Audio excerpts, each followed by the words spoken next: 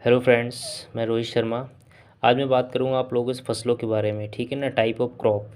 ठीक है ना, कितने प्रकार के क्रॉप होते हैं और कौन कौन से इनके सीज़न होते हैं, किन सीज़न में इसको बोया जाता है और किन सीज़न में इसकी हार्वेस्टिंग यानी कटाई की जाती है, और कौन सा फसल ठीक है ना, कौन कौन सी फसलें किन किन सीज़न में उनका नाम क्या होता है, उसके बारे में हम लोग पढ़ेंगे। अक्सर बच्चे पेपर में भी पूछा जाता है, बच्चे अक्सर कन्फ्यूज़ रहते हैं कि आखिर में रबी फसल खरीफ फसल क्या है, जायद फसल क्या है।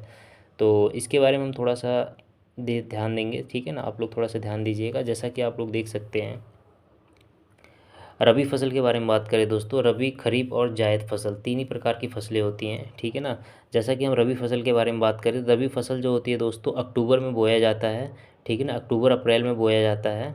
ठीक है, सॉरी, अक्टूबर में बोया जाता है और इसको अप्रैल में इसकी कटाई की जाती है। जैसा कि इन फसलों के बारे में आप देख सकते हैं, गेहूँ, ठीक है दोस्तों, वीट और मेज, और जैसा कि आप पी देख सकते हैं, ग्राम देख सकते हैं, मस्टर्ड, यानी कि गेहूँ, बाजरा, मटर, चना और मस्टर्ड के बारे में देख सकते हैं।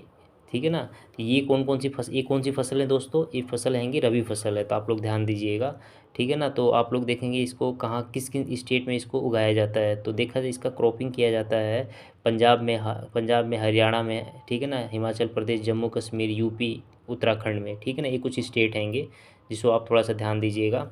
और दूसरा हम लोग देखते हैं खरीफ फसल के बारे में। आखिर में खरीफ फसल क्या होता है। खरीफ फसल जून जुलाई में बोया जाता है दोस्तों, और सितंबर अक्टूबर में, ठीक है ना दोस्तों, सितंबर और अक्टूबर में इसकी कटाई की जाती है।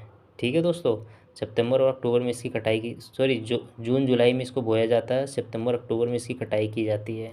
ठीक है, तो हम देखते हैं इन खरीफ फसलों में कौन कौन सी फसल आते हैं। चावल आता है, मक्का आता है, ज्वार, मूंग, ठीक है ना, कॉटन आता है, उसके बाद सोयाबीन आता है। ठीक है ना, ये कुछ फसलें हैं कि इनको इंपॉर्टेंट याद रखना। क्वेश्चन पूछा जाता है कि रबी फसल कौन सी है, खरीफ फसल कौन सी है, तो ऐसे बेसिक बेसिक क्वेश्चन होते हैं जो अक्सर हमारे पेपर में गलतियाँ हो जाती हैं। ठीक है ना, ये ज़्यादातर कहाँ पे, असम हो गया, वेस्ट बंगाल हो गया, ठीक है ना, और जितने भी कोस्टल यानी कि तटीय क्षेत्र हैं, ज़्यादातर ये साउथ इंडियन में ऐसे स्टेट, ये सब चीज़ें इनका प्रोडक्शन किया जाता है। इसी तरह हम जायद फसल के बारे में देखते हैं दोस्तों। जायद फसल क्या होता है।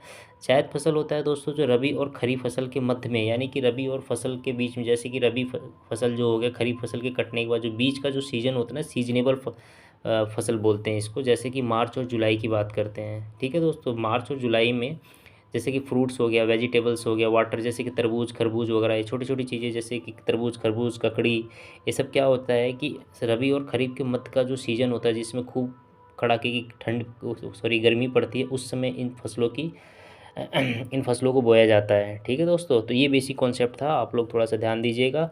और मैं एक छोटा सा कॉन्सेप्ट बता देता हूँ आप लोगों को। जैसा कि आप लोग देख रहे हैं यहाँ पे खरीफ, ठीक है ना, खरीफ में 3 वर्ड है।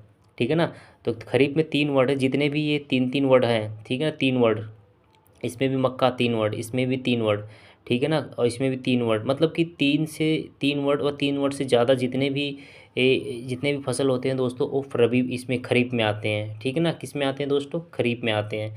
इसी प्रकार अगर रबी फसल यानी 2 वर्ड का है, तो 2 वर्ड का है तो गेहूँ हो गया, बाजरा हो गया, बाजरा, मटर, चना, ठीक है ना। ज़्यादातर अगर 2 वर्ड वाले जितने भी वो क्या कहते हैं फसल होते हैं, वो किस में आते हैं, रबी फसल में। और 3 वर्ड से ज़्यादा वाले जितने भी फसल होते हैं, वो दोस्तों खरीफ फसल में आते हैं। तो ये बेसिक कॉन्सेप्ट है, आप लोग प्लीज़ ध्यान दीजिएगा। Thank you for watching my video. और इसे शेयर करो यार, शेयर करो, जब भी ज़्यादा से ज़्यादा शेयर करो, मैं और अच्छी से अच्छी वीडियो बनाऊँगा आप लोगों के लिए। ठीक है ना, और आप देखिए, और क्वेश्चन पेपर में गलतियाँ नहीं होगी अब आप लोगों से। So please, thank you watching my video, और इसे शेयर करें और सब्सक्राइब करो यार आप लोग। ठीक है, थैंक यू।